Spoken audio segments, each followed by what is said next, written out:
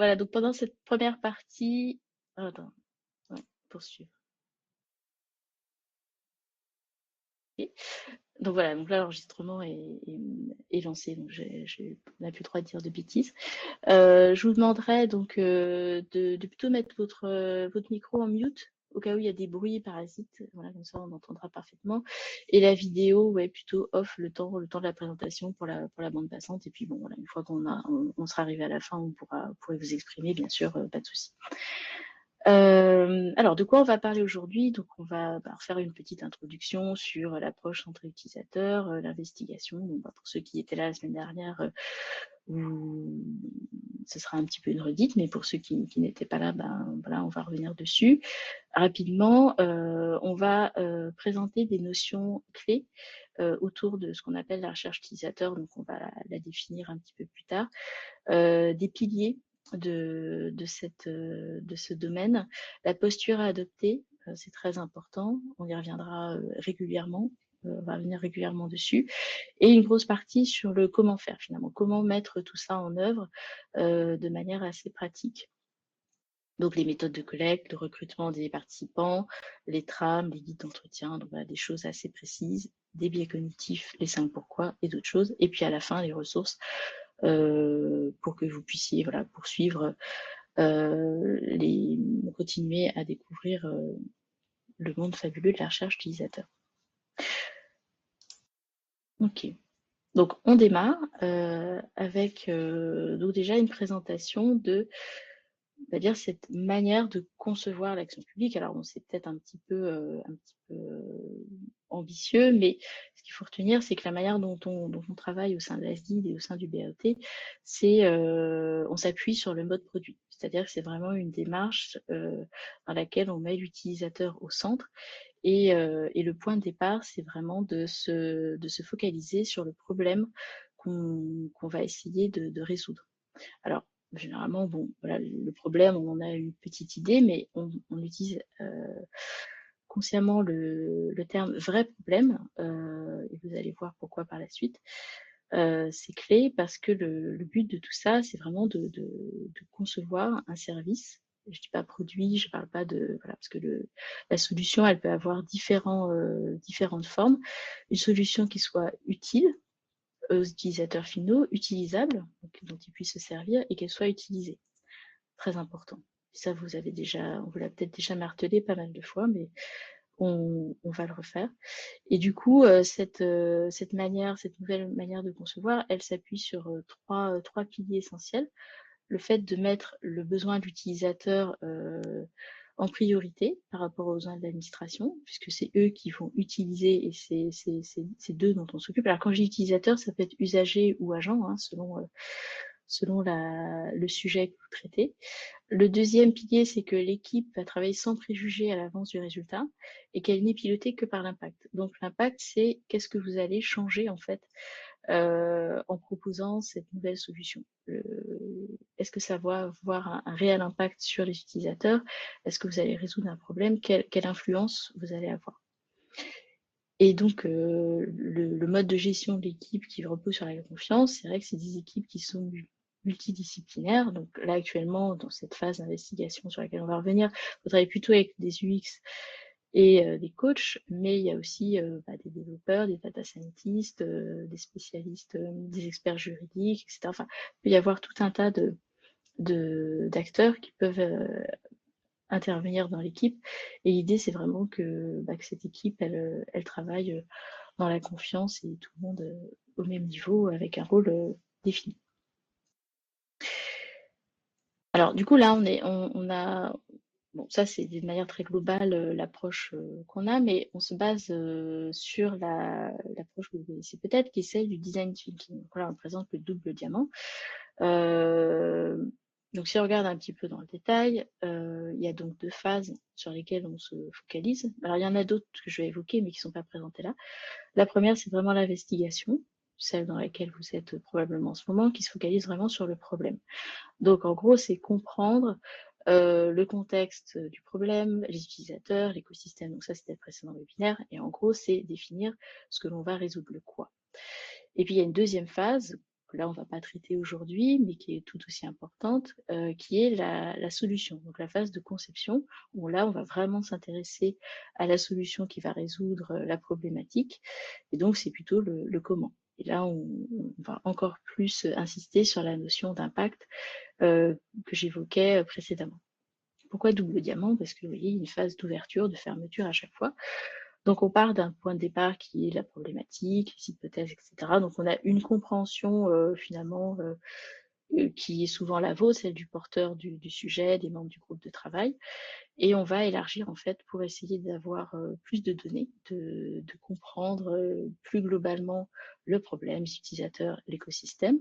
Et une fois qu'on aura suffisamment d'éléments, on va refermer en fait le diamant. Enfin, on va avoir une phase de fermeture où on va essayer de prendre de la hauteur et de définir ce qui est vraiment important à résoudre et d'avoir un périmètre de travail qui soit, je dirais, plus petit et actionnable pour la phase suivante, qui est la phase de conception. Et puis en conception, c'est pareil, on ouvre, on ferme. Et puis il y a aussi cette idée d'itération. Donc en fait, ce qu'on va vous présenter aujourd'hui par rapport aux utilisateurs est vraiment lié à l'investigation, mais c'est des éléments, des notions ou une posture qu'on va retrouver par la suite dans la conception. Peut-être qu'on fera un webinaire aussi sur la suite un jour. Enfin, en tout cas, il y a de la doc là-dessus, donc on pourra vous l'indiquer au besoin. Alors, si on fait un focus plus particulier sur l'investigation, comme vous le voyez tout à l'heure, donc on avait une phase d'ouverture, une phase de fermeture. Donc là, on a essayé de rentrer un petit peu plus dans le détail de ces phases, où on a vraiment une première partie qui est comprendre le problème. Donc la partie revue de l'existant, comprendre l'écosystème, donc et dans cette partie, alors bon, là le schéma il est volontairement, il est très séquentiel, mais ce qu'il faut retenir, et puis il y a des tailles différentes. Le but c'était de se rendre compte qu'il y a vraiment deux activités clés dans cette phase, et surtout qui prennent plus de temps que les autres, et vous allez collecter beaucoup d'informations. C'est comprendre l'écosystème dans revue l'existant et la recherche utilisateur, donc qui va contenir les entretiens, l'observation, les sondages, etc.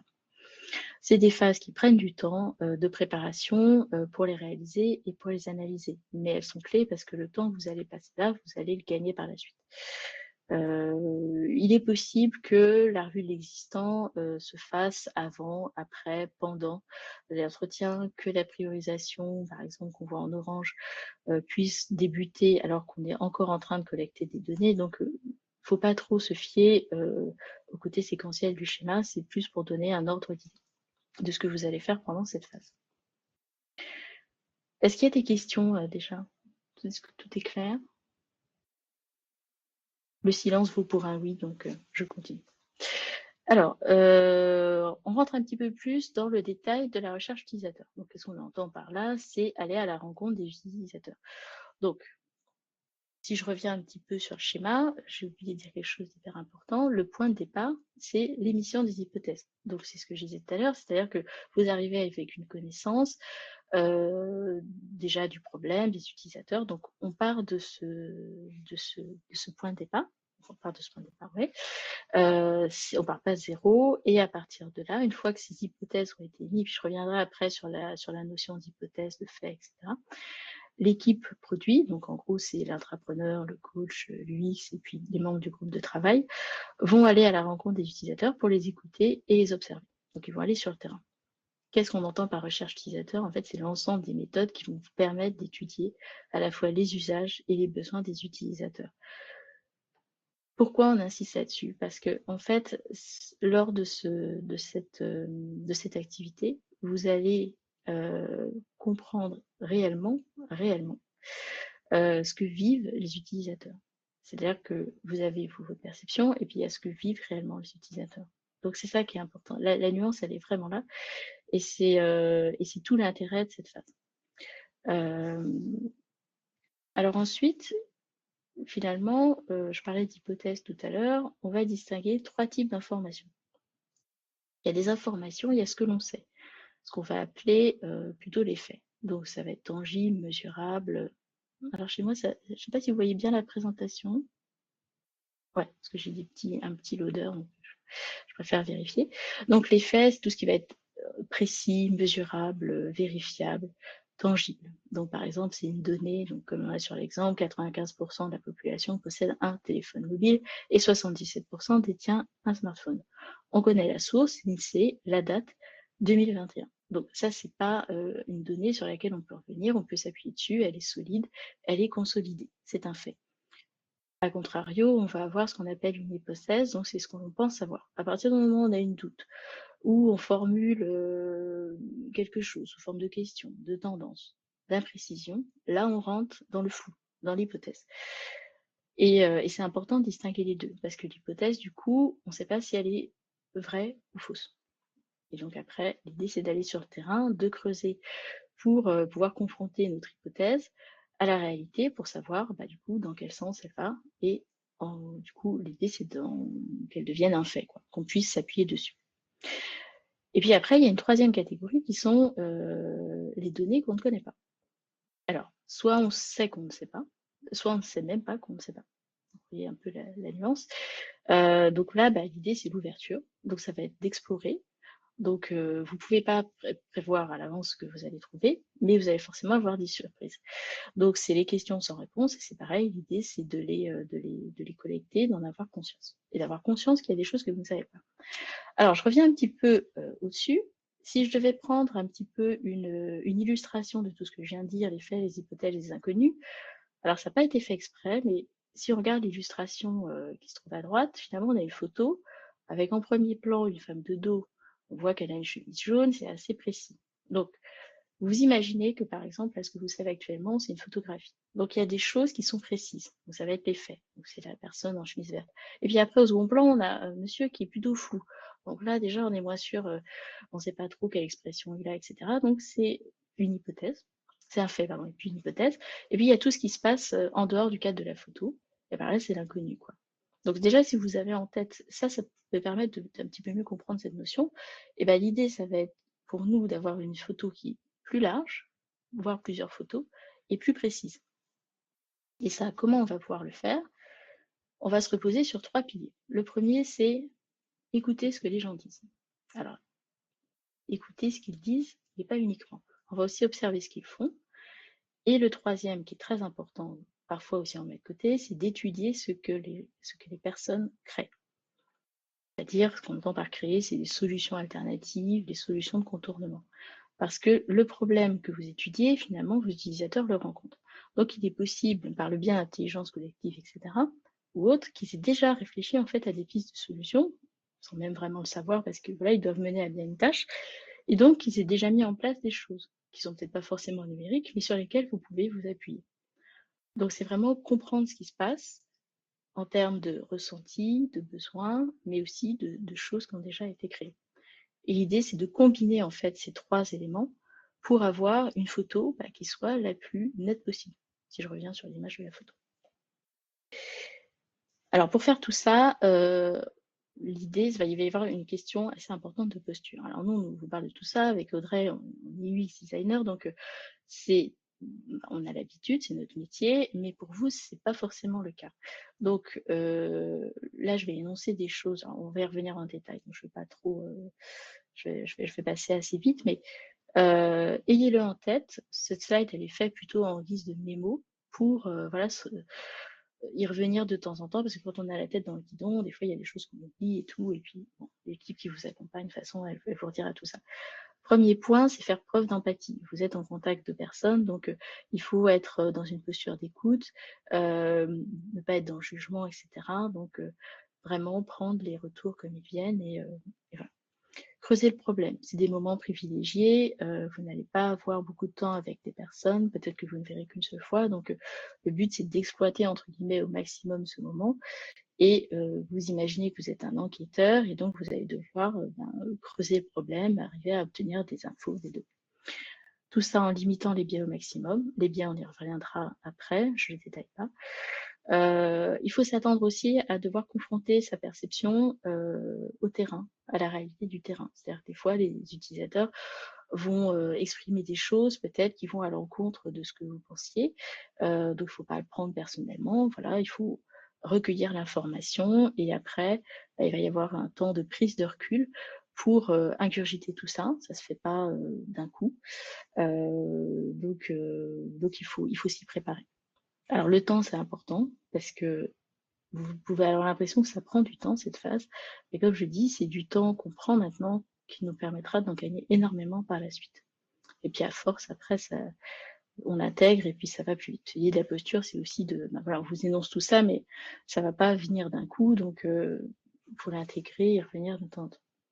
Écouter suffisamment de personnes, ça c'est la notion de représentativité des personnes que vous allez interroger, donc la photographie assez large. Et puis la prise de notes, bah, c'est voilà, capitaliser sur ce que vous savez, c'est important parce que beaucoup de données vont arriver, donc il est important de se repérer, de savoir où on en est, etc., de pouvoir revenir dessus, de pouvoir passer les informations à d'autres personnes, parce qu'il va falloir communiquer sur tout ça, donc la prise de notes, elle est essentielle. Et puis la prise de recul, j'en ai parlé, ça rejoint un petit peu la phase de convergence qu'on a vue à la fin du diamant. Alors, comment faire? Bah là, je passe la parole à Audrey, s'il n'y a pas de questions entre-temps, mais ça a l'air plutôt calme sur le chat, donc je te passe la main. Ça marche.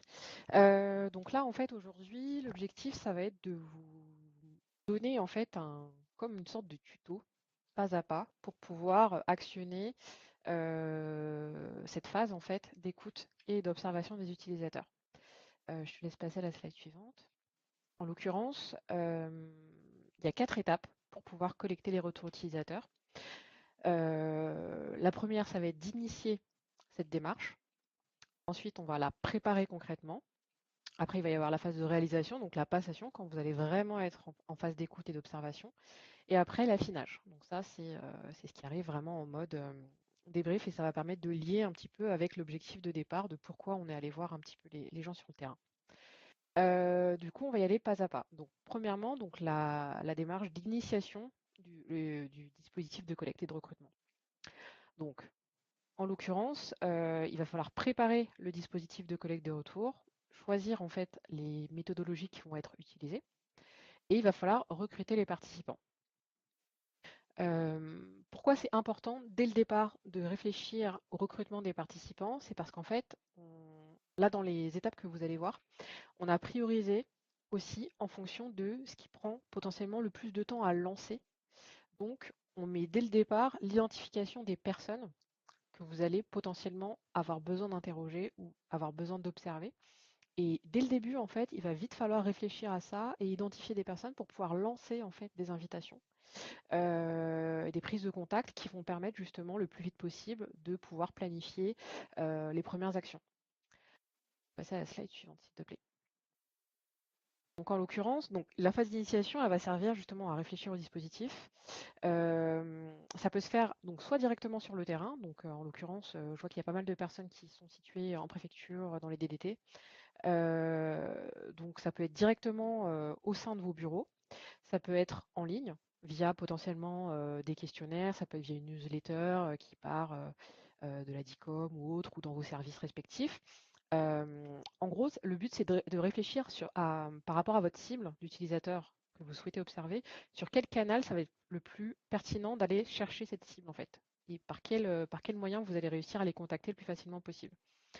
Euh, le prérequis en fait pour pouvoir déjà démarrer cette phase d'écoute et de recherche, c'est d'avoir identifié les catégories d'utilisateurs. Donc ça, c'est ce qu'on fait en amont. Donc c'est toute la phase un petit peu de réflexion et de reformulation de la problématique, d'identification des utilisateurs cibles, pardon, et de formulation des hypothèses de départ. Donc ça, c'est ce qu'on a fait, je pense, dans la plupart des groupes de travail qui nous accompagnent en ce moment.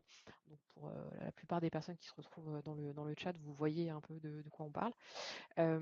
Et en fait, c'est toujours important de repartir en fait de la problématique de départ des utilisateurs identifiés pour pouvoir se dire, OK, très bien, j'ai identifié ces utilisateurs principaux, secondaires, et donc c'est ces personnes-là que je vais aller chercher.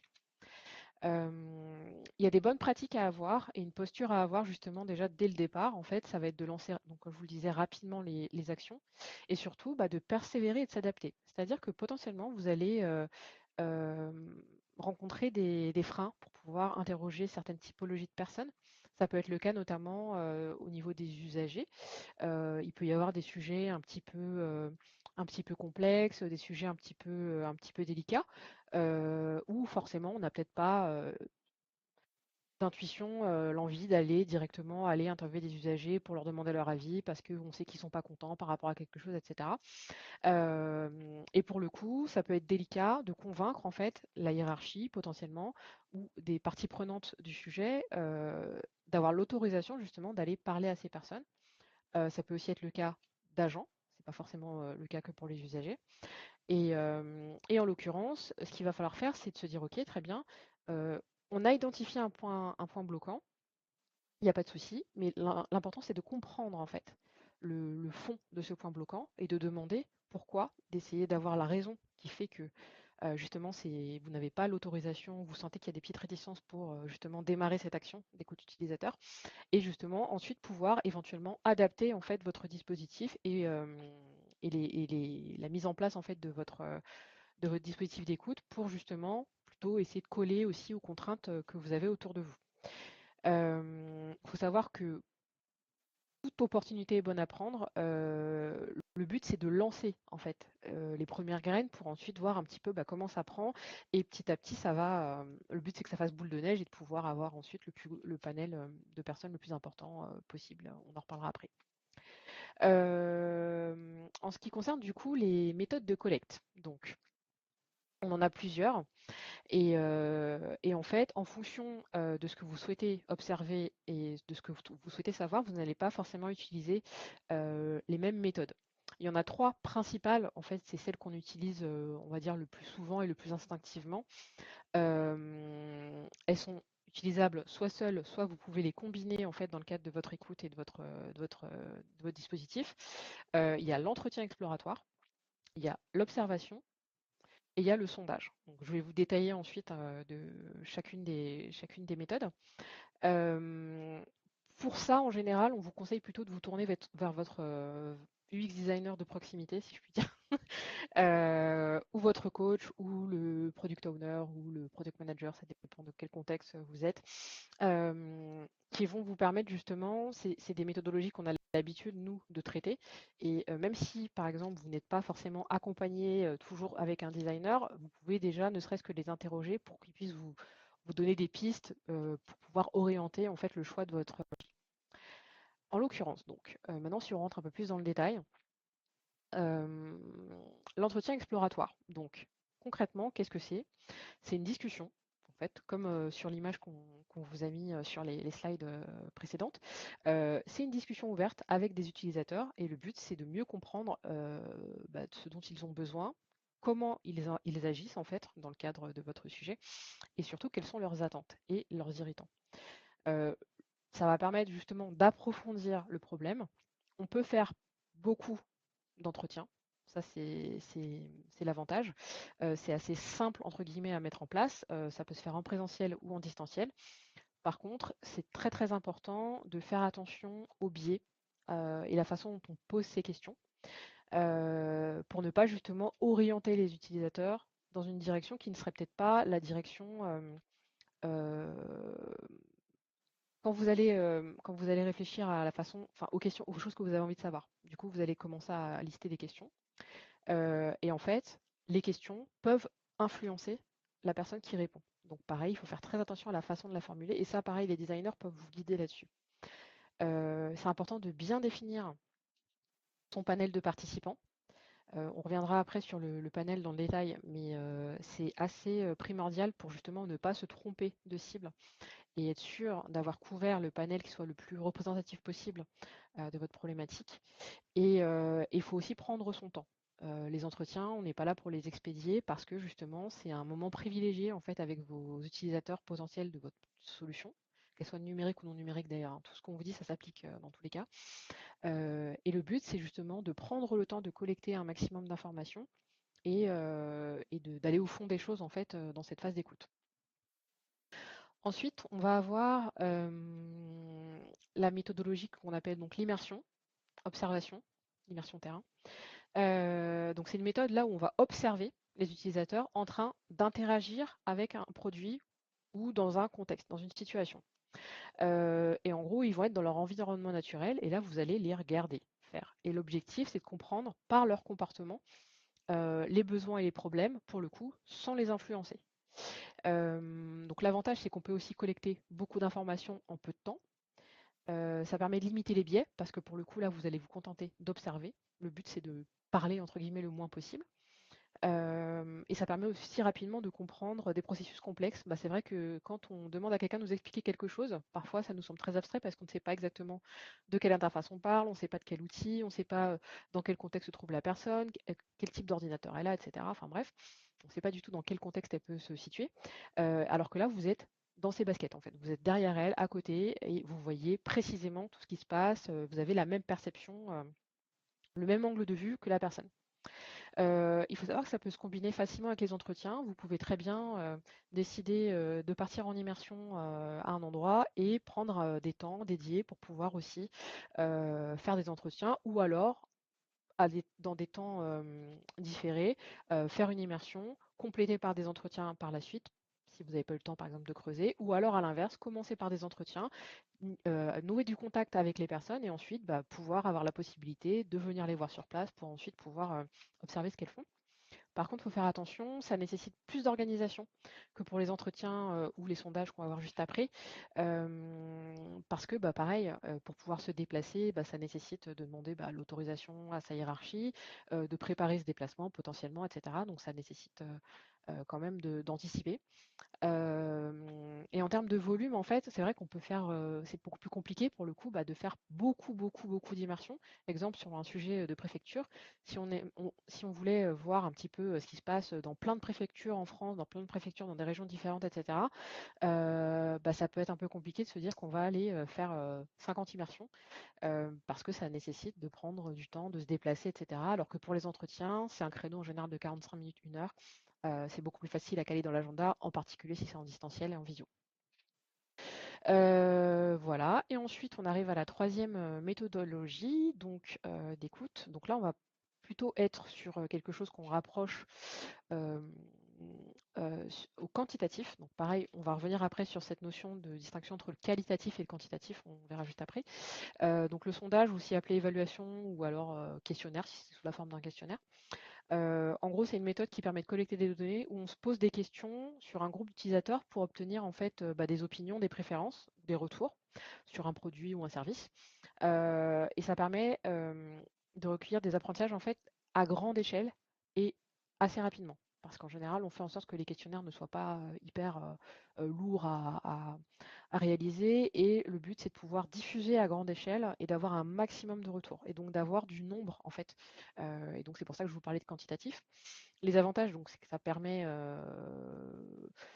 Alors, c'est plus rapide à faire, même si vous allez pouvoir aussi rencontrer des difficultés par rapport au fait que bah, la diffusion aussi peut être potentiellement compliquée. Il faut demander les autorisations aussi de pouvoir parfois diffuser certains sondages à certaines populations, certains publics.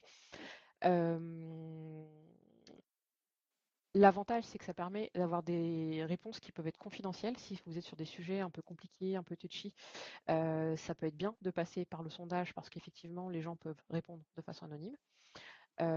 Et aussi, on peut s'en servir au tout début pour pouvoir justement, en mode exploratoire, quand on ne sait pas exactement dans quelle direction partir, faire partir un sondage, comme ça on a des résultats à grande échelle et ça permet déjà d'avoir des grandes tendances qui permettent ensuite d'orienter son dispositif de collecte et de retour en complétant par de l'entretien et des méthodologies plus qualitatives. Donc il faut faire attention à trouver les bons canaux et il faut anticiper aussi le volume en fait des réponses pour qu'un sondage puisse être interprété et avoir des résultats qui sont représentatifs. Il faut avoir une certaine quantité. Donc si vous ne diffusez pas à assez grande échelle, ça peut être compliqué. Donc voilà. Ensuite, donc là en fait vous avez une map qui permet en fait de distinguer. Là c'est une vue semi-exhaustive des méthodologies de recherche utilisateur qui existent. Et en fait, on va les distinguer par rapport à plusieurs critères. Il va y avoir donc le qualitatif et le quantitatif, ce que je vous expliquais tout à l'heure. Le qualitatif, ça va être des méthodologies qui vont permettre de comprendre pourquoi et comment. Et le quantitatif, ça va plutôt être pour comprendre bah, le volume, donc combien. Donc ça, c'est l'axe que vous avez à l'horizontale. Et à la verticale, on va avoir deux autres variables qui sont le comportement et l'attitude. En fait, en fonction de ce qu'on veut observer, on ne va pas choisir les mêmes méthodologies. Si on veut observer ce que font les utilisateurs, donc leur comportement, on va plutôt aller vers des méthodologies d'observation où il va y avoir, on va dire, le moins possible d'interaction pour ne pas biaiser l'utilisateur, et ça, il y a plein de façons de le faire. Ou alors, si on veut plutôt savoir ce qu'ils disent et quelles sont leurs attitudes, donc là, on a aussi des méthodologies différentes, dont les entretiens utilisateurs, les questionnaires. Et le code couleur, donc ça, on vous fournira en fait le support de présentation à la fin, donc vous aurez la possibilité de regarder cette slide à tête reposée. Mais en gros, tout ça pour vous dire qu'on vous en a présenté 3, mais il y en a beaucoup d'autres. Et plus on a d'informations et plus on arrive à cadrer correctement et à partir vraiment dès le début sur une réflexion sur le problème, sur les utilisateurs, plus ensuite ça va être facile de pouvoir choisir la bonne méthodologie qui sera ciblée sur votre sujet et sur la problématique et l'état auquel vous en êtes dans le sujet. Donc voilà. Paloma, du coup, je te laisse passer à la suite. Donc, la deuxième étape, c'est donc de recruter les participants. Excusez-moi, j'ai eu un bug. Je te laisse passer la slide. Ouais, ok. Je pensais que c'était toi, mais du coup, je n'avais pas de souci. Je m'en occupe. Alors, le Cette recrutement des slide. participants. Ouais. Ah non, c'est bon, mais c'est juste que je voulais que tu passes Ah la oui, slide. pour passer la slide, pardon. Oui, merci. Excuse-moi, excuse-moi. Pas de souci. Donc du coup, on vous a parlé de panel de participants, de panel d'utilisateurs. Donc qui on recrute et ça va être super important de comprendre ce qu'on entend par panel. En gros, le choix des participants, ça va être fondamental parce que c'est sur ces données en fait que vous allez baser tous les choix, en fait tous les arbitrages et tous les choix de conception sur votre produit ou sur votre service. Pour qu'un panel soit représentatif, il faut en priorité que ce soit des utilisateurs cibles qui soient observés ou interrogés. Donc ça rejoint un petit peu tout ce qu'on avait dit au début sur l'identification des utilisateurs, les cibles secondaires, les cibles primaires, les cibles, enfin, voilà, tout. Mais du coup, ça va être aussi intéressant, parce que c'est moins intuitif, d'aller interroger des personnes, ce qu'on appelle les utilisateurs extrêmes. Donc c'est les gens, par exemple, les non-utilisateurs de votre outil. Si vous partez par exemple sur une recherche ou une étude sur un outil déjà existant et que vous avez envie justement de l'améliorer ou voilà, vous allez instinctivement aller interroger des personnes qui utilisent votre outil pour comprendre comment ils l'utilisent, etc. Mais c'est aussi très intéressant d'aller interviewer des personnes ou d'observer des personnes qui n'utilisent pas ou plus votre outil pour comprendre pourquoi elles ne l'utilisent pas. Peut-être qu'elles l'ont utilisé une fois et qu'elles ont décidé de ne jamais revenir dessus. Et ça, c'est hyper intéressant de comprendre pour quelles raisons. Parce que ça va vous permettre d'identifier un maximum d'irritants. C'est intéressant aussi d'identifier des personnes qui vont être des expertes, en fait, et qui vont être des utilisateurs qui vont utiliser de façon très poussée des outils, qui sont des power users, comme on dit dans le jargon des designers. Euh, Ça peut être intéressant d'aller voir des personnes aussi. Bon, là, c'est peut-être un peu différent chez nous, mais par exemple, je ne sais pas si vous êtes sur un outil de visio et vous voulez savoir un petit peu comment ça se passe, bah, vous pouvez aller voir des utilisateurs qui utilisent des outils concurrents. Parce que c'est aussi intéressant de voir, ok, très bien, qu'est-ce qu'ils font sur l'outil concurrent, qu'est-ce qu'ils aiment en fait sur l'outil concurrent. Donc ça permet aussi d'avoir de l'information qui va venir enrichir un petit peu votre connaissance. Je te laisse passer à la slide suivante.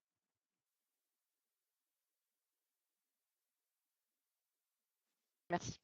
La question clé aussi, qui revient très très souvent, c'est le nombre de participants qu'on met dans les panels.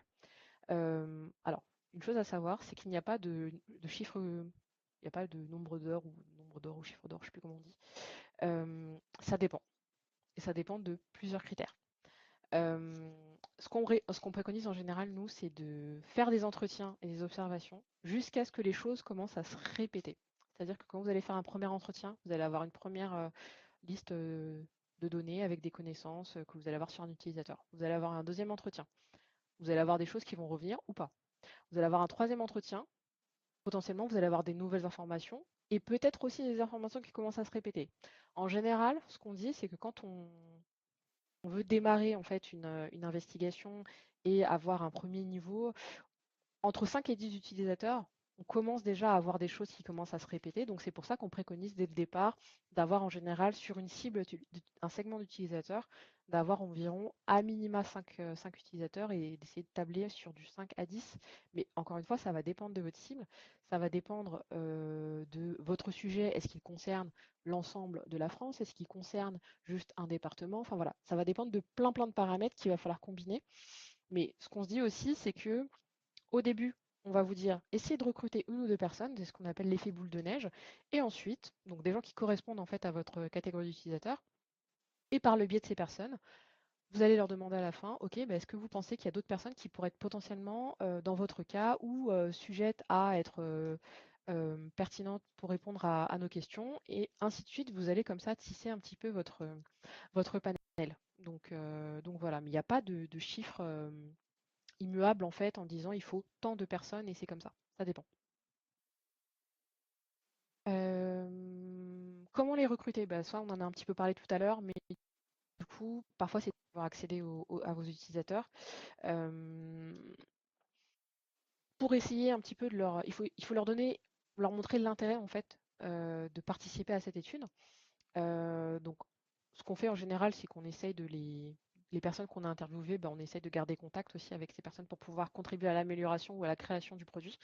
Et toujours garder en tête que dans votre approche, c'est toujours d'expliquer en fait que votre démarche, elle est là en fait pour construire un bout ou construire un morceau d'une politique publique ou tout simplement améliorer en fait le service public au sens large.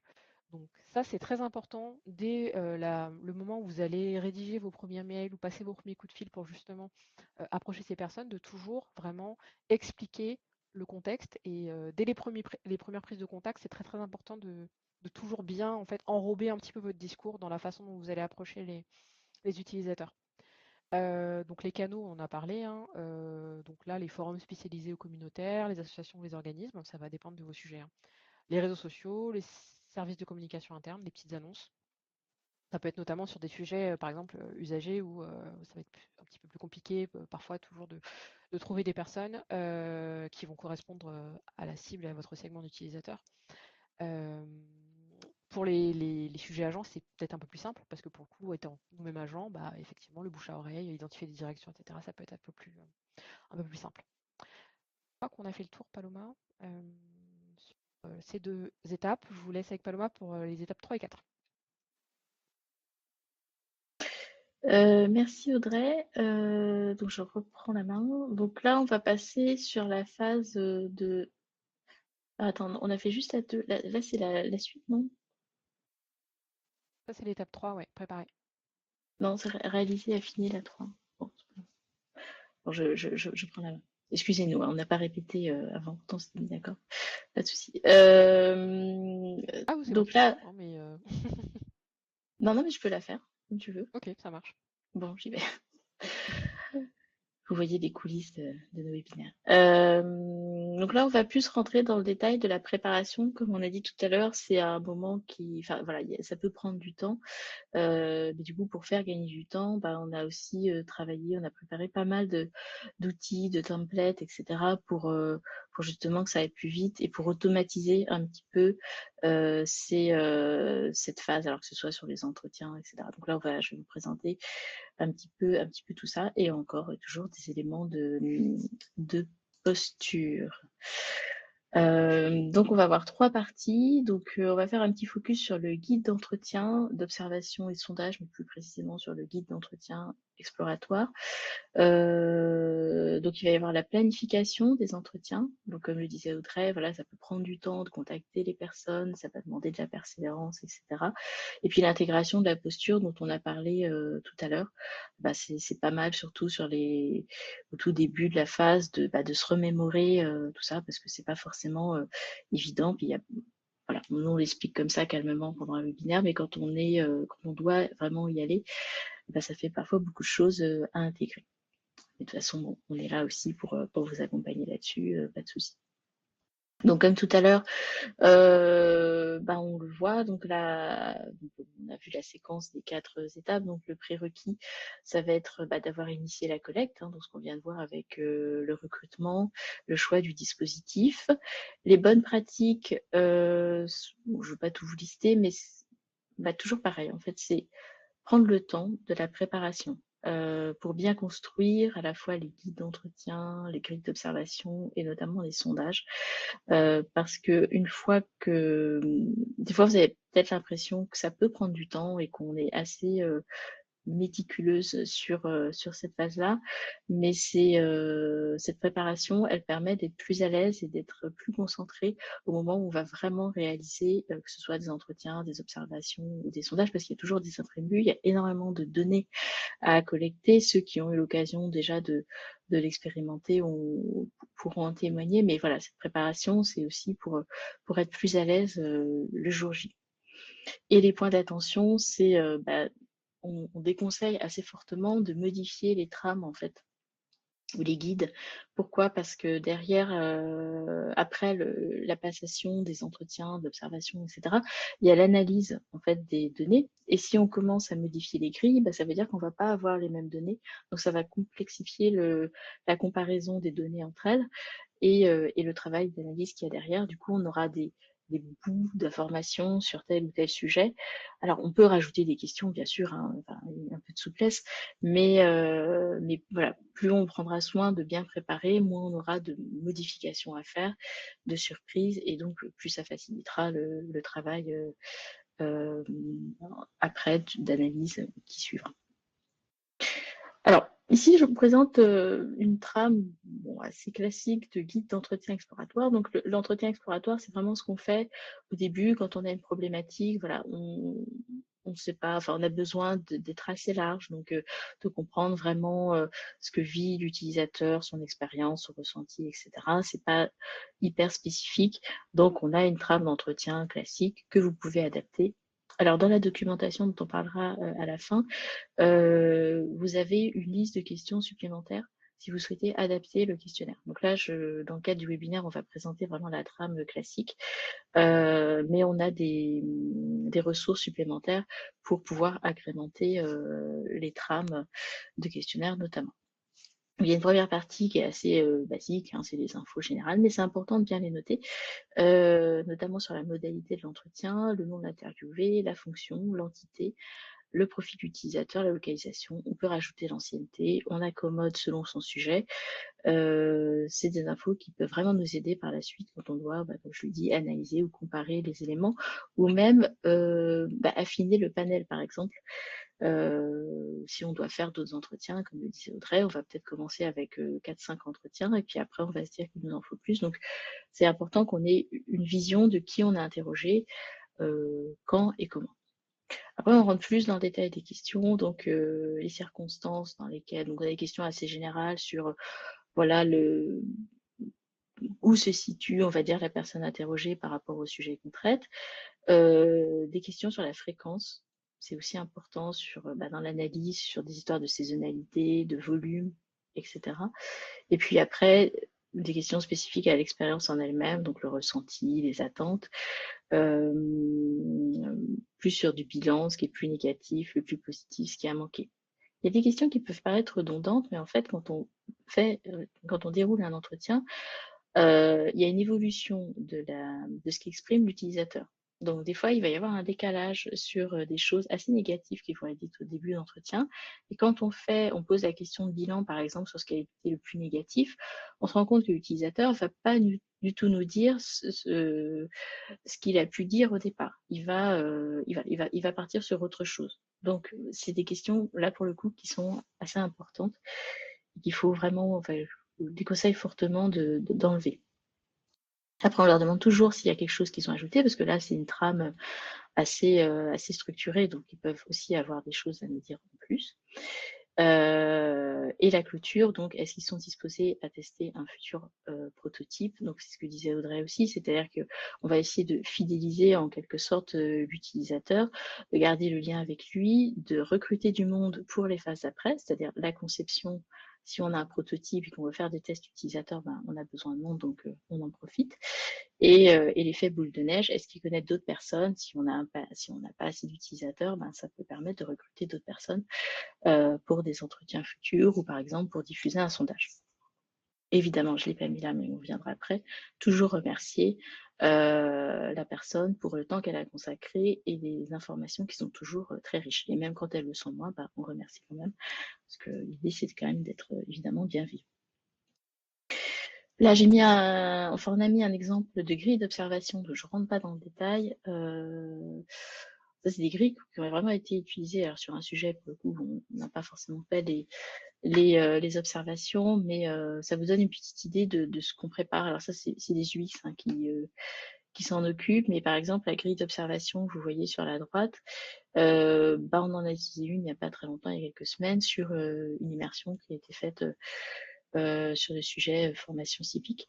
Donc ça permettait, alors on ne suit pas forcément, pas toujours suivre la trame, mais ça permet d'avoir une idée de ce qu'on doit observer. Parce que typiquement sur une observation, il y a énormément d'informations et on peut très vite être noyé et oublier un petit peu ce pourquoi on était là. Donc la trame, elle sert aussi, c'est pareil pour l'entretien, on peut sortir un peu de la trame, mais il ne faut pas oublier derrière, toujours pareil, l'analyse des données et pour pouvoir comparer. Donc en fait, c'est vraiment un guide pour structurer et pour vous aider. Alors, on passe à la phase suivante qui est la réalisation. Donc là, ça y est, on est prêt, on a tout préparé, on n'a plus qu'à se jeter à l'eau. Donc, c'est parti. Alors, vous présentez 3 ou 4 slides, je ne sais plus trop. Donc, la première, c'est vraiment, vous vous demandez peut-être comment se déroule un entretien, donc on va voir le déroulé d'un entretien. Le recueil et l'observation des participants et un focus. Donc, on va parler des biais cognitifs, des 5 pourquoi, très important, et de la prise de notes. Donc, pareil que tout à l'heure, on l'a parlé, enfin, on en a déjà parlé. Donc, où se déroule la collecte sur le terrain, pardon, à distance ou en présentiel. On peut mixer les deux. Hein, d'ailleurs, on peut très bien faire de l'observation en présentiel, évidemment, des entretiens à distance, du sondage. Enfin, voilà, tout est possible. Les bonnes pratiques, ben, je sais pas, ça fait déjà au moins 3 ou 4 fois qu'on dit, mais creuser le problème, mener l'enquête, limiter les biais, fournir une mini-synthèse à chaud. On va voir pourquoi après. Et là où il va falloir être très vigilant, c'est éviter les croyances. Là, la posture, elle est hyper importante. Et le point capital qu'on ressasse aussi beaucoup, c'est mettre de côté la solution. L'objectif là de ce que vous faites, de cette recherche, c'est vraiment de comprendre ce qui se passe actuellement. Donc, si on commence à parler de solution, alors on peut l'évoquer vraiment en toute fin d'entretien éventuellement ou faire un point dédié après. Mais si on commence à parler de solutions, le problème, c'est que l'utilisateur, il va se projeter du coup dans le futur. Il va imaginer ce qu'il pourrait faire avec la solution et il va plus vous parler de ce qu'il vit actuellement, de ses irritants. Donc on passe à côté en fait de ce pourquoi on l'interroge. Et c'est bien dommage. Et puis une fois qu'on a parlé de solution, c'est très dur de revenir en arrière. Donc ça, c'est un biais qu'on rencontre assez souvent. Donc essayez de l'avoir en tête. Et bon, pire, on le répète tout le temps. Alors, comment se déroule un entretien? L'entretien, là, on est parti sur un entretien à peu près 1 heure. On peut avoir des entretiens beaucoup plus courts. Hein. On peut avoir des entretiens de 10-15 minutes. Peu importe. Ce qu'il faut retenir, c'est plutôt la structure, en fait, du déroulé de l'entretien. Enfin, ça peut être entretien. Oui, c'est un entretien, pardon. Donc, généralement, on a une petite introduction. C'est important de rappeler le contexte de pourquoi on est là. On pose les bases de l'entretien. Donc, le but, c'est de mettre à l'aise le participant, qu'il soit dans un contexte favorable pour qu'il puisse s'exprimer librement. Et d'ailleurs, on a prévu déjà des petites introductions. L'utilisateur, il est libre à tout moment de mettre terme à l'entretien s'il le souhaite. Il y a aussi la notion de confidentialité. On peut lui faire signer un formulaire de consentement en expliquant voilà, que les données vont être utilisées que dans le cadre de l'étude, etc. Donc là, c'est vraiment la partie où on explique, où on rassure, on explique ce qu'on va faire et pourquoi on le fait. Après, on va avoir un petit moment d'échauffement. C'est-à-dire, voilà, parce que les gens vont pas vous parler de but en blanc de leurs difficultés généralement, donc il faut toujours dans cette idée de les mettre à l'aise, on va leur poser des questions assez larges, c'est ce qu'on a vu tout à l'heure sur eux, assez faciles à répondre. La démographie, voilà. Et puis après, on rentre dans le corps de l'entretien. Alors le corps de l'entretien, généralement, c'est à peu près 80% de la durée totale de l'entretien. Donc là, on va avoir des questions génériques, puis spécifiques. Et c'est à ce moment-là qu'on va creuser les choses, qu'on va pouvoir rebondir, qu'on va s'adapter, qu'on va collecter en fait toutes nos données.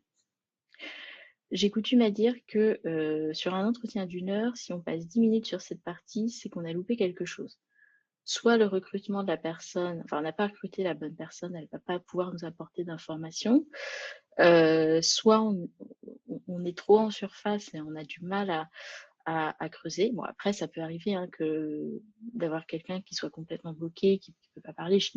C'est pas une règle d'or, ce que je dis, si on passe 10 minutes, c'est qu'on est passé à côté de quelque chose, mais souvent c'est plutôt le signe, voilà, du fait qu'on va poser des questions fermées, qu'on va avoir trop de biais, etc. Donc faire attention à ça.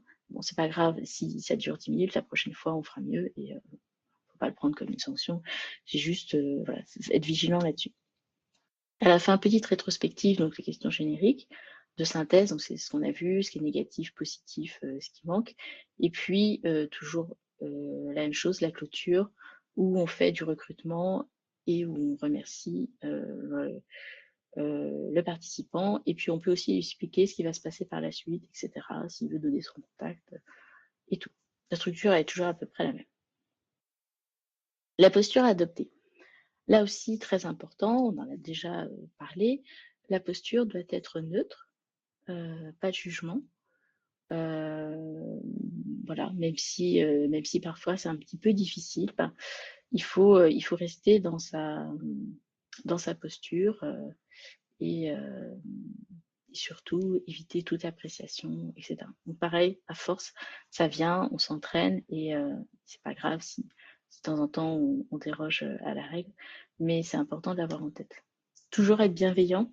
Je parlais tout à l'heure de mettre à l'aise le participant, c'est une condition sine qua non pour obtenir des retours de qualité et que la personne n'ait pas l'impression de subir un interrogatoire, par exemple. Donc, il faut que ça se passe bien, il ne faut pas hésiter à la réconforter, à l'encourager. Peut-être que des fois, vous allez la pousser un petit peu dans ses retranchements en posant des questions, en essayant de creuser le problème, mais tout est une question d'équilibre, donc il faut aussi savoir l'encourager, lui rappeler pourquoi on fait cet entretien, et puis voilà, si c'est trop compliqué, il ne faut pas hésiter non plus à écourter ou à revenir en arrière et faire preuve de fermeté aussi. Donc, c'est important de l'avoir en tête. Naturel et poliment curieux. C'est ce que je disais tout à l'heure. Il ne faut pas forcément s'accrocher au guide d'entretien. Il faut savoir faire preuve de souplesse. Mais il faut quand même garder en tête qu'on est là pour recueillir des infos, etc. Donc, vous guidez, vous écoutez. Bon, ouais. On dit comme ça, mais il y a déjà 3 slides sur l'entretien. Donc, on se rend compte qu'il y a pas mal d'éléments à intégrer. C'est pour ça qu'on insiste un petit peu là-dessus. Les faits, rien que les faits, bon, ça, c'était le côté un peu enquêteur. Des fois, les gens vous parlent de leurs vacances, etc. Bon, là, il faut recentrer. On écoute poliment, mais on recentre. Et puis surtout, on a en tête ce pourquoi on est là, que c'est un moment privilégié, qu'on n'a qu'1 heure. Et on essaye de se focaliser le plus possible sur les faits. Et puis, il ne faut pas prendre les retours personnellement. Il peut y avoir des réactions un petit peu vives. Vous êtes, j'ai envie de dire, le récepteur des retours, d'irritants parfois assez forts, de souffrance, même de mal-être, ça peut arriver. Donc, voilà, c'est tous ces éléments de posture, ils servent aussi pas à se protéger, mais à se rendre compte que c'est pas contre vous. Ça reste quand même une interaction d'humain à humain, donc il faut bien avoir en tête tout ça. Et puis, on vous a mis des ressources pour aller encore plus loin si vous vous posez des questions. Alors, les pièges à éviter, je veux juste un petit peu d'eau pour enchaîner. Là, on l'a un petit peu évoqué avant, plusieurs fois, les biais cognitifs. Alors, le biais cognitif, je rappelle juste que c'est un mécanisme de pensée qui est à l'origine d'une altération du jugement. Donc, à cause des biais cognitifs, la prise de décision de l'individu sera faussée. Donc, on voit bien que ça peut avoir un impact hyper fort sur la qualité des données qu'on va récolter, sur lesquelles on va faire l'analyse, sur lesquelles on va prendre des décisions. Bon, maintenant qu'on vous a fait peur, on va quand même en citer quelques-uns. Donc, le plus important dans les biais, c'est déjà d'avoir conscience qu'on a des biais. C'est-à-dire que même nous, en tant que UX designer expérimenté, on a des biais. On ne peut pas les éviter, mais il faut déjà savoir quels sont les biais que l'on a et essayer de les limiter. Et puis, bah, c'est à force avec l'entraînement et en ayant conscience qu'on va pouvoir s'améliorer au fur et à mesure. Néanmoins, on va quand même en citer quelques-uns parce qu'il y en a qui reviennent assez souvent. Du côté de l'intervieweur, ce qu'on rencontre assez fréquemment, c'est le fait de trop parler. On affirme plutôt qu'on questionne. Et du coup, bah, on n'est pas dans l'écoute, alors qu'on est là vraiment pour collecter, pour écouter l'utilisateur. On va privilégier plutôt les informations qui nous donnent raison. Donc ça, c'est le biais de confirmation. Donc, la manière dont on va formuler les questions va amener la personne qu'on interroge à aller dans notre sens. Donc, ce n'est pas ce que l'on recherche. Se contenter d'une suggestion, donc ne pas approfondir le sujet, ne pas demander pourquoi. Ça, c'est voilà, c'est assez courant. Et poser des questions fermées, où la réponse va être oui ou non. Donc, on va privilégier les questions ouvertes et accompagner, toujours pareil, le participant à nous répondre, à aller de l'avant, etc. Ce qui n'est pas forcément évident, mais voilà, on est là pour le guider, pour l'aider à obtenir une réponse. Et du côté de l'interviewé, alors, on a souvent donc, quand on arrive, on exprime le problème, le sujet sur lequel on travaille. Les gens, parfois, vous parlent directement de solutions. Quand on pose la question de quoi, qu'est-ce qui vous manque, de quoi vous auriez besoin, etc., c'est formulé sous forme de solution. Donc là, on va essayer de nouveau les orienter plutôt sur le besoin qu'il y a derrière, avec la technique des 5 pourquoi qu'on va voir après. Et voilà, toujours pareil, donc on les guide, on sait que ça peut arriver, on panique pas, on les recentre. Et le deuxième point qu'on voit du côté des interviewés, c'est par moment des personnes qui vont pas parler d'elles, mais parler d'un groupe ou d'une équipe qu'ils ont en charge, etc. Donc là encore, on interroge une personne et pas un ensemble de personnes. Donc ce qu'on veut avoir, c'est le ressenti de la personne et pas des autres, qui va forcément être biaisé, interprété. Voilà. Donc il faut les ramener à eux dans ces cas-là et les problèmes qu'ils rencontrent personnellement. Bon, des biais, il y en a plein d'autres. Là encore, il y a toute une documentation qui existe là-dessus. Le sujet est assez fascinant. Donc, je vous invite, si ça vous intéresse, à faire une petite recherche sur Internet. Alors, la méthode des 5 pourquoi, donc creuser le problème.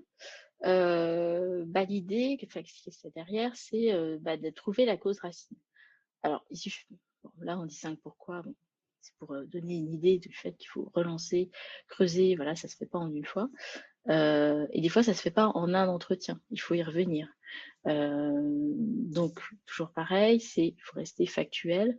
Il faut éviter les déductions et les suppositions. On va se limiter aux causes sur lesquelles on a le contrôle. Donc là, j'ai mis un exemple. Donc, le problème initial, si la voiture ne démarre pas. Pourquoi? Parce que la batterie n'est pas chargée. Donc, si on s'arrête là, on va se dire, c'est juste un problème de batterie. Si on continue, on va se rendre compte que c'est l'alternateur qui ne fonctionne pas. Bon, moi, j'ai pas une grande connaissance des voitures, donc l'exemple a été pris. Donc, peu importe, vous allez voir où on arrive. Pourquoi l'alternateur ne fonctionne pas? Parce que la courroie d'alternateur est cassée. Et vous voyez, au fur et à mesure, on arrive à la cause racine, qui est en fait que l'utilisateur ne savait pas où trouver les préconisations du constructeur. Donc, on voit bien à quel point, en fait, de creuser les choses, on va pas derrière résoudre le même problème, et donc on va pas apporter la même solution. Donc, c'est hyper important. Mais comme je dis, des fois, ça se fait pas toujours en une fois. Donc, il faut persévérer. Et c'est à force d'avoir des retours utilisateurs qu'on va pouvoir affiner, en fait, la problématique et avoir une vision plus claire de cette cause racine. Alors, une fois qu'on a passé les entretiens, les observations, etc., comme je le disais déjà tout à l'heure, il y a la phase d'analyse qui va intervenir par la suite. Et pour faciliter cette phase d'analyse et même des décisions que vous pouvez prendre sur la suite de la recherche, on recommande très fortement de faire ce qu'on appelle un petit débrief à chaud.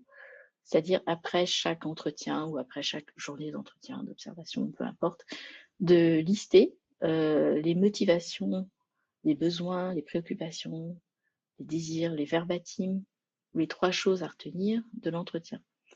Généralement, ça découle des questions qui ont été posées avant. Donc, bon, sauf qu'on est généralement un petit peu fatigué après l'entretien. C'est pas l'exercice le plus facile à faire, mais il est hyper important pour la suite. Il va vous faire gagner un temps énorme parce que quand on doit se replonger dans un entretien, il y a énormément d'infos, ça prend énormément de temps, c'est compliqué. C'est-à-dire pour retranscrire 1 heure d'entretien, ça peut prendre jusqu'à 3 heures. Donc vous vous rendez compte que si on fait un petit débrief de 10 minutes, un quart d'heure, alors ça va pas avoir la même qualité qu'une analyse approfondie, mais ça nous permet déjà d'avoir des éléments qu'on peut consolider et avoir une petite idée de là où on doit aller pour la suite de la recherche. Donc je le recommande vraiment vivement. Et toujours dans cette idée de capitalisation, on insiste beaucoup sur l'importance du stockage des données brutes. Les données brutes, c'est en fait toutes les notes, la prise de notes, c'est ce que va dire enfin en gros c'est tous les échanges qui sont faits, donc à la fois les questions posées par l'intervieweur et les réponses de l'interviewé, donc mot pour mot. Et ces données, elles peuvent être analysées sur plusieurs niveaux. Donc à chaud, il va y avoir des choses qui vont sortir. À froid, il y a d'autres éléments. Et à partir du moment où on interprète, donc on peut passer à côté de certaines choses. D'où l'importance de collecter ces données brutes, de bien prendre des notes ou d'enregistrer éventuellement les entretiens. Bon, les observations, c'est plus compliqué, pour pouvoir analyser réellement ce qui a été dit ou vu, ce qu'on a pu voir lors de la phase de recherche. Et ça fait gagner du temps aussi pour les personnes qui vont faire l'analyse, ou si on doit changer les équipes, si on doit transmettre des informations. Voilà. C'est hyper important et ça fait gagner un temps fou. Toujours pas de questions. On continue. On arrive sur la dernière étape de cette recherche qui est l'affinage. Donc, ça va aller assez vite. Comme vous l'avez vu, donc on a collecté plein de données et en fait, on peut se rendre compte à certains moments qu'on a besoin de faire plus d'entretiens ou plus d'observations. En fait, cet affinage, il va nous permettre de se dire, à tel moment, on a suffisamment d'informations, on s'arrête, ou bien on continue, ou bien on va aller sur telle ou telle recherche. Donc, c'est évaluer un petit peu là où on en est dans la recherche et est-ce qu'on s'arrête ou est-ce qu'on continue, en gros. Donc, c'est cette prise de recul qu'il faut avoir à un moment parce qu'on est un peu la tête dans le guidon pendant la recherche. Donc, c'est vraiment la fin. Donc, voilà, s'il faut commencer, on repart du début, donc on repart sur une idée, et puis sinon on s'arrête et on passe à la suite. Du coup, j'ai tout dit. Donc pareil, en fait, on s'appuie sur les faits, sur la vérité. Donc, ça nécessite de s'adapter, de rebondir, un peu comme quand on avait la phase de recrutement. Et du coup, ça va peut-être mettre en lumière qu'on s'était peut-être trompé quand on avait mis des hypothèses. Justement, qu'il y avait des hypothèses qui étaient peut-être vraies ou fausses.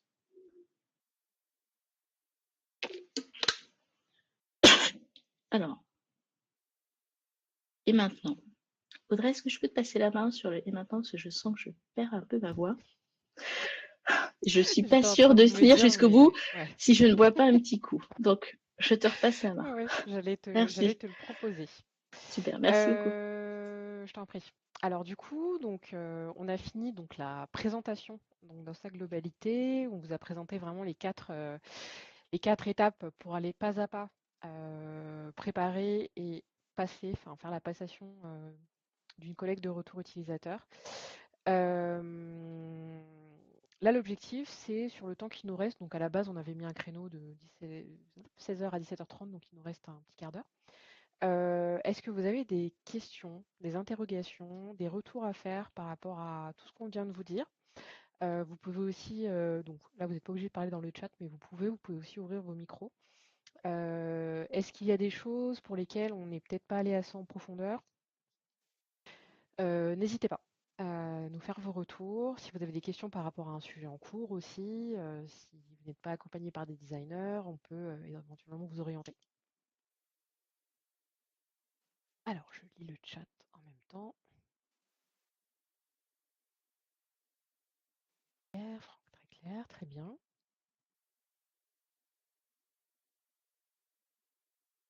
Pour l'instant, Valoma, nous n'avons pas de questions. Toujours un peu stressant pour un Ouais, UX de pas. ça me rappelle le webinaire de la semaine dernière où justement Johan à la fin avait dit voilà, si vous n'avez pas de questions, c'est soit vous avez tout compris, soit vous n'avez rien compris, on a très mal expliqué. Donc on ne sait pas. En tout cas, quoi qu'il en soit, et c'est vrai que c'est dense, ça fait quand même 1h15 que vous nous écoutez parler. Merci Valérie.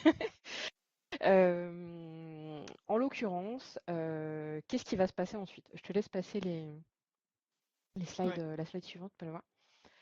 Là, ce qu'on va vous donner, en fait, c'est des ressources sur lesquelles, vous allez pouvoir vous appuyer pour pouvoir justement mener, potentiellement, démarrer une démarche de collecte et d'observation des retours utilisateurs. Je vais vous mettre le lien du Gitbook dans le chat. Donc en fait, on a au sein Je vais du partager, bureau, mais donc plus.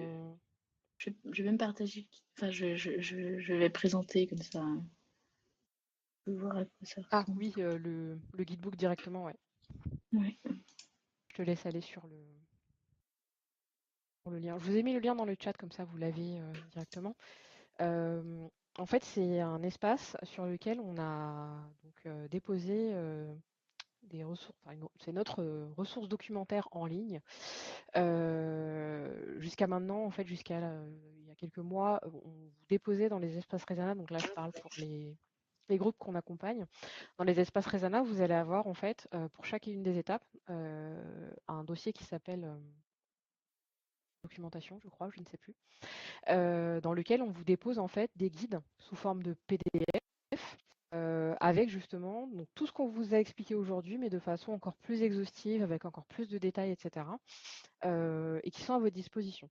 On a aussi préparé du coup un nouvel espace, donc le guidebook, qui permet en fait d'avoir une version synthétisée, condensée de tous ces éléments. Et en fait, sur le guidebook, vous allez avoir notamment pour la phase d'investigation des ressources aussi complémentaires. Exemple, sur écouter et observer les utilisateurs, vous allez pouvoir avoir vraiment des synthèses en fait de toutes les fiches que vous avez dans la documentation globale. Vous allez avoir accès aussi à des vidéos qui peuvent expliquer en fait certains petits morceaux de chacune des phases, notamment pour les entretiens utilisateurs. Donc vous allez avoir 2 vidéos sur ce qu'il ne faut pas faire, des exemples, des vidéos un peu tournées sous forme humoristique qui vont permettre de bien retenir un peu les concepts à faire et à ne pas faire. Donc ça, vous allez pouvoir y avoir accès. Et en fait, cette documentation, elle est en constante évolution. Donc on la met à jour au fur et à mesure qu'on complète en fait les guides, qu'on produit de la documentation. Vous allez pouvoir le trouver sur le guidebook, donc en version condensée, synthétisée, et également dans la documentation plus complète dans les espaces Resana. Donc voilà. Vous voulez ajouter des choses, Ouais. Paloma, là-dessus? Ouais, juste pour compléter, en fait, là aujourd'hui, donc nous, on s'est vraiment focalisé sur écouter, observer les utilisateurs. Mais vous allez retrouver les autres étapes en fait de l'investigation, donc émettre des hypothèses, on en a un petit peu parlé. Vous trouvez des choses, et puis après il y a affiner les hypothèses, notamment où on parle de l'impact de la cardiopathie, des personnages, tout ça, c'est plutôt les livrables. Et vous avez aussi quelques éléments sur la conception. Donc pour faire le lien avec la recherche, typiquement tout ce qui est test utilisateur, qui fait partie de la recherche, et aussi évoqué là. Mais du coup, c'est la phase d'après, mais voilà, tout ça est à disposition sur le guidebook. Et juste, je précise, alors comprendre l'écosystème n'est pas complet par rapport aux autres supports, mais on va le mettre à jour. Et puis voilà, ça vous oblige à revenir de temps en temps sur le guidebook, ou sinon on informera les groupes de travail au fur et à mesure.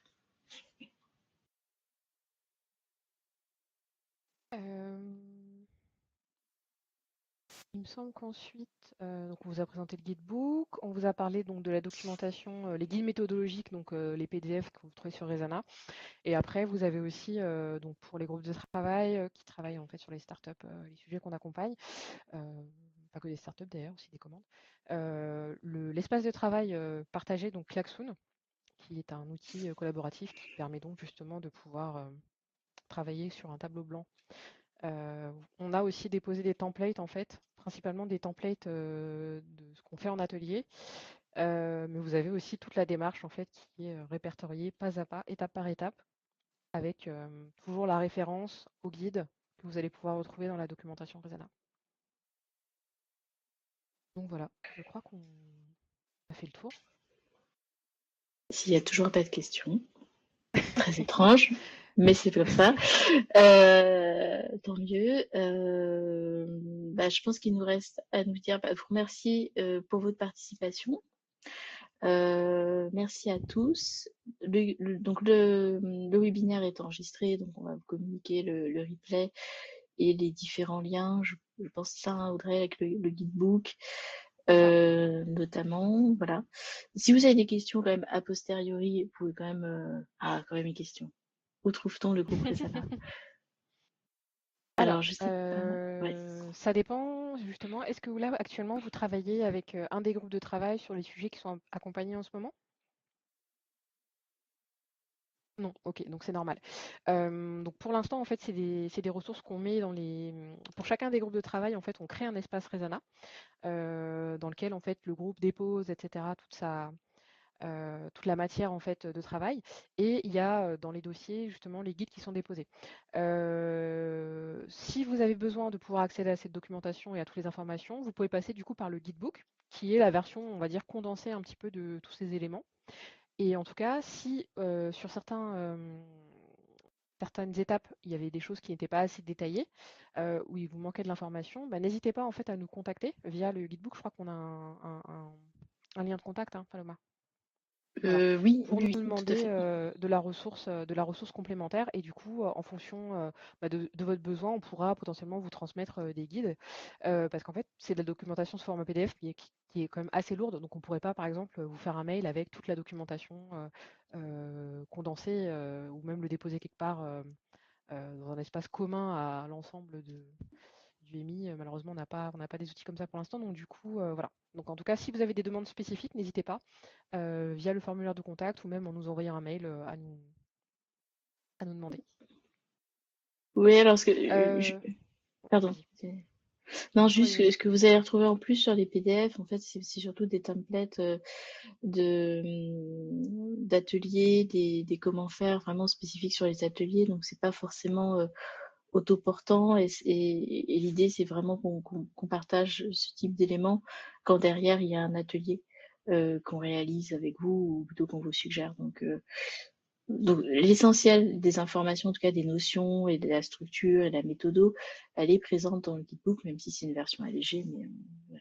Et du coup, il y a une question sur le site, trouve-t-on? Ah non. Alors sur le guidebook, non, on n'a pas la liste des sujets en cours, mais c'est vrai que Non, c'est sur non, le c'est sur site le du site, mais BAOT, qui n'est pas encore en diffusé. ligne. Ouais. Mais c'est vrai qu'on pourrait. Après, les groupes de travail, normalement, là, les startups, je ne sais pas si c'est le cas, mais en tout cas, les précédentes promotions, il y a les fiches produits, les fiches sur le site beta.gouv. Mais c'est vrai que du coup, là, on n'a pas sur le guidebook ça. Je vais aller regarder sur notre page, sur notre incubateur.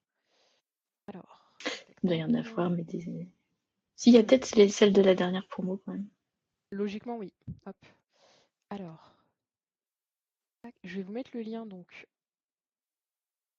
du site beta.gouv, donc axé sur l'incubateur du ministère de l'Intérieur. Et en fait, là, vous allez avoir justement les produits qui ont été incubés à l'incubateur, justement, donc les produits en cours et les produits passés.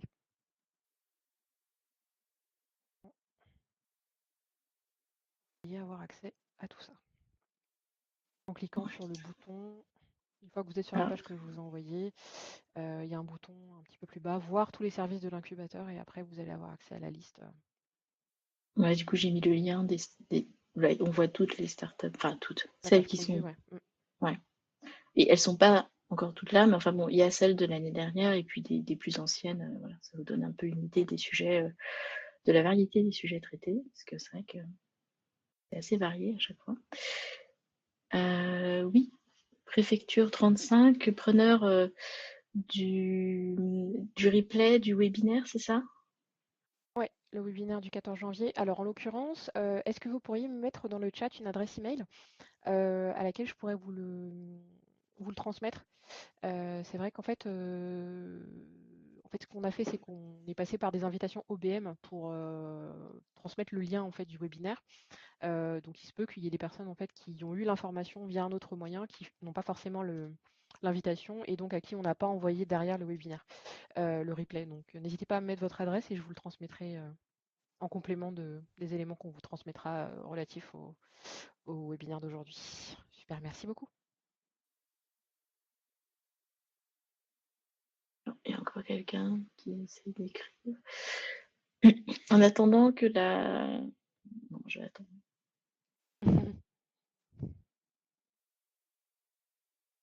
Et on est toujours, alors, preneuse aussi des retours sur le format webinaire, puisque en fait, on a commencé les webinaires l'année dernière avec Audrey. Donc, on n'avait que le sujet comprendre l'écosystème, écouter, observer les utilisateurs. Cette année, on a rajouté la mesure d'impact. Et du coup, n'hésitez pas à faire vos retours parce que, par exemple, par rapport à l'année dernière, on a fait des modifications cette année pour être un peu moins dans la méthodo, que ce soit un peu plus digeste, même si ça dure encore 1 heure. Mais voilà, donc vos retours sont évidemment les bienvenus puisqu'on applique à nous-mêmes la méthode qu'on vous décrit, évidemment. Donc voilà. Alors, est-ce que le webinaire Oui, il a été enregistré, donc il sera disponible et il sera envoyé. Oui, du coup, est-ce que vous pourriez, Monsieur Grenot, me communiquer votre adresse mail? Comme ça, je pourrais vous mettre dans la boucle pour l'envoi des replays et aussi pour les prochains webinaires. Comme ça, vous allez avoir l'invitation.